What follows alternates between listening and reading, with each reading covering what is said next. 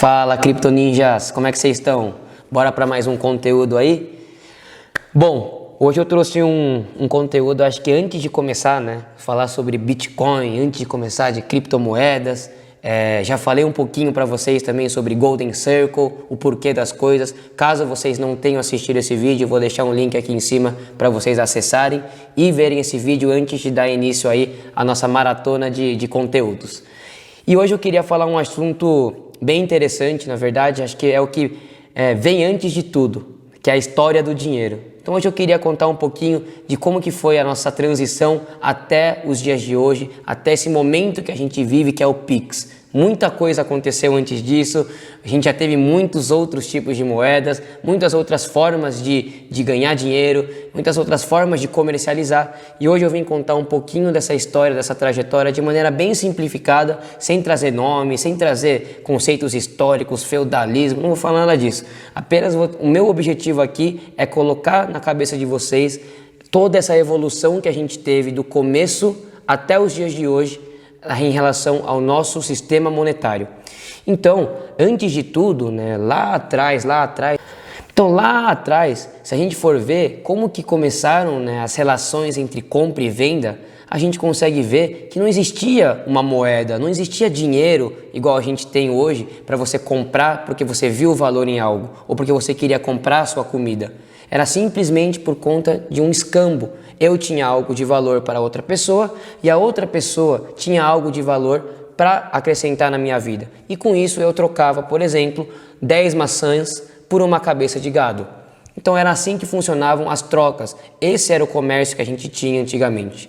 Logo depois, a gente teve a implementação de usar como método de pagamento o sal. Então, o sal era usado como método de pagamento, tanto que o nome salário, ele não vem à toa, O salário vem do termo sal, que os pagamentos eram feitos à base de sal. Então, eu trabalhei tanto tempo, eu ganhava um punhado de sal. Trabalhei mais, eu ganhava um tanto de sal e com isso eu conseguia comprar outras coisas que estavam aí no mercado, que outra pessoa estava a vender. Só que qual que era o problema? Na verdade, qual que é o problema do sal? Se eu estou com um saco aqui na minha mão e deixo ele cair na mesa e molho ele, o meu sal dissolve, certo? Ele não deixa de ter algum valor. Então você dar valor a algo que não consiga manter a sua forma física com as alterações climáticas, com as alterações que a gente tem no nosso dia a dia, não era algo tão bom para usar como uma ferramenta, um meio de pagamento. Então foi por esses e outros motivos aí que a gente começou a usar como método de pagamento moedas cunhadas a ouro e prata. E por que ouro e prata? Da onde surgiram esses conceitos de usar ouro e prata como método de pagamento? Não foi à toa. Se a gente for ver o que é o ouro, qual que é a consistência do ouro, primeiro, o ouro é um metal, certo? Ou seja, o ouro é duro. Então é melhor você ter ouro do que ter sal. Porque o ouro, se você joga água, ele não vai derreter e não vai perder seu valor. O ouro, segundo ponto, ele é inoxidável. Então, se eu deixar um pedaço de ouro em cima da mesa, ele não vai oxidar. Ou seja, eu posso deixar ele por 1 milhão de anos que ele vai continuar no mesmo formato. E tem um valor intrínseco nele que é simplesmente porque ele é brilhante. O fato dele ser brilhante passa uma certa imagem diferente de algo que não tenha brilho. O ser humano ele gosta de achar as coisas mais brilhantes, tudo que é brilhante chama a atenção e por conta desse valor, a moeda de ouro foi adotada aí por muito tempo como uma forma de pagamento. Depois disso, a gente teve aí a criação de papel moeda, já dando um salto bem grande aí, como a gente chama de fiat monies. O que são fiat monies e o papel moeda? Nada mais é do que um papel, ou seja, um dinheiro que tem lastro em algo físico, que na verdade deveria ter lastro em algo físico. O dólar, com o acordo de Bretton Woods, ele tinha esse lastro em ouro, ou seja, $1 equivalia a um osso de ouro, ou seja, tinha como prova de que esse dólar tinha um valor. Só que o que aconteceu? Depois de muito tempo, com a impressão massiva de moeda, massiva de papel moeda por parte de todos os países, esse lastro foi se perdendo. E a partir do momento que o lastro se perdeu, a gente perdeu a garantia de que esse papel valia um tanto de ouro. Ou seja, desde então, a gente vive uma era de inflação. A gente vive uma era em que os papéis que estão sendo impressos, eles não têm mais valor, porque eles não têm mais nada segurando ou nada dando aí um valor intrínseco a esse papel.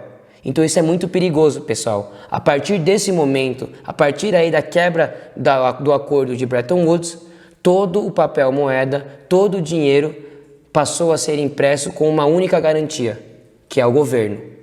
Ou seja, a partir de 1973, com a quebra aí do acordo de Bretton Woods, todo o dinheiro que a gente tem hoje, ele está nas mãos do governo. Toda a emissão está na parte do governo. Ou seja, quem que imprime o dinheiro? Quem que controla o sistema monetário? Um sistema centralizado, certo? Esses conceitos que eu estou falando de centralização, de governo, da impressão do dinheiro ficar nas mãos do governo, é muito importante que vocês comecem a entender desde agora, porque mais para frente, quando eu for começar a falar sobre Bitcoin, quando eu for começar a falar sobre blockchain, vocês entenderão o valor que as criptomoedas têm e o valor que a tecnologia blockchain oferece. Então, pessoal, para resumir tudo que eu falei, vamos conceituar papel, moeda e qual que é a diferença entre as duas coisas.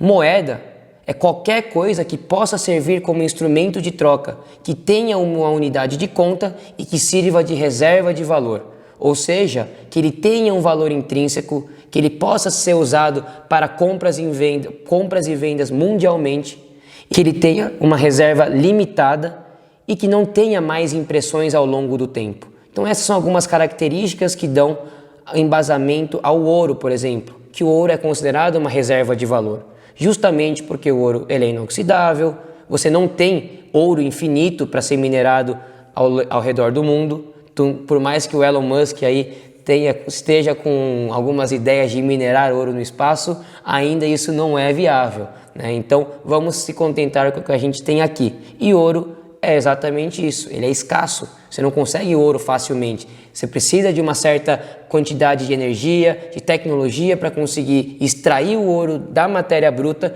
para o ouro em quilates, igual a gente está acostumado a ver. E agora, o que é o papel moeda? Papel moeda, ela foi implementada depois de 1973 com a perda do lastro do dólar em ouro. Ou seja, igual eu estava dizendo anteriormente, o dólar que a gente conhece e todas as outras moedas fiduciárias, elas não têm mais garantia em nada. A única garantia que ela tem é o próprio governo. Ou seja, a impressão é por parte do governo, portanto, toda a oferta circulante, quem determina é o governo. Então a gente tem uma grande diferença aí entre papel moeda e moeda. Em uma, a gente tem a escassez. Em outra, a gente tem uma impressão constante por parte dos bancos centrais desses papéis moedas. Então essa diferença já é crucial para vocês começarem a entender e começarem a dar valor no Bitcoin e nas outras criptomoedas. Como eu estava dizendo agora, todos os governos eles têm o direito de imprimir a moeda quando elas querem, certo?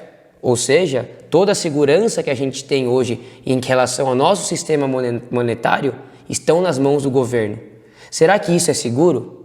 Será que realmente a gente confiar numa figura centralizada para a emissão de dinheiro, para nosso controle financeiro, é seguro?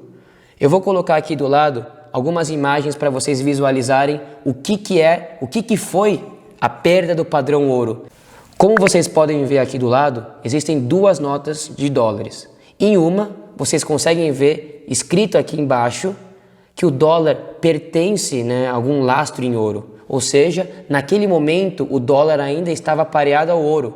Então ele tinha um valor, porque ele tinha como reserva de valor o ouro. Ele tinha alguma coisa para manter a paridade.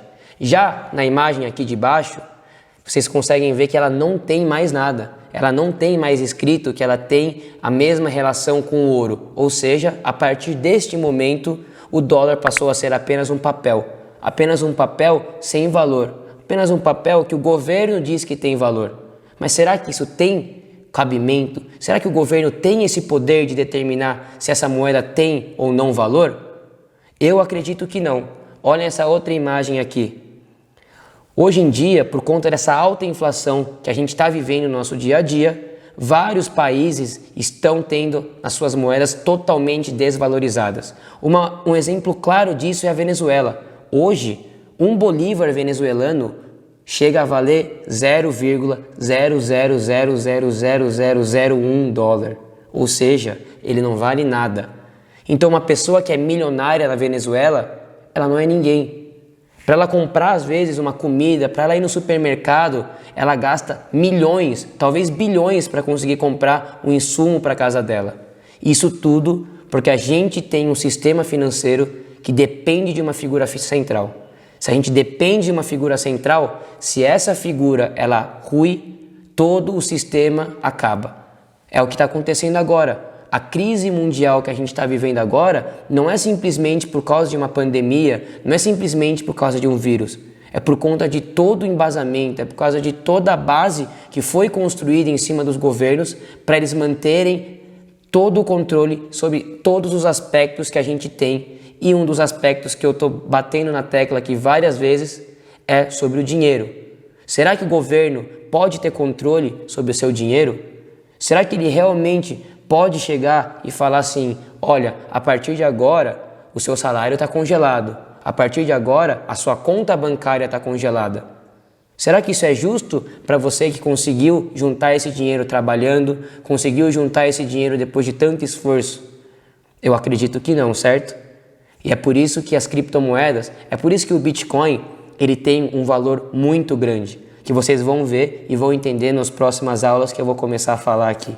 Beleza? Se vocês gostam de conteúdos de criptomoedas, se vocês querem que eu continue postando coisas, continue falando sobre criptomoedas, dá uma força aqui e se inscreve no canal, dá um joinha, porque isso ajuda muito, e mandem para os seus amigos que não sabem como que foi criado o nosso sistema financeiro e qual é a crise que a gente está vivendo hoje.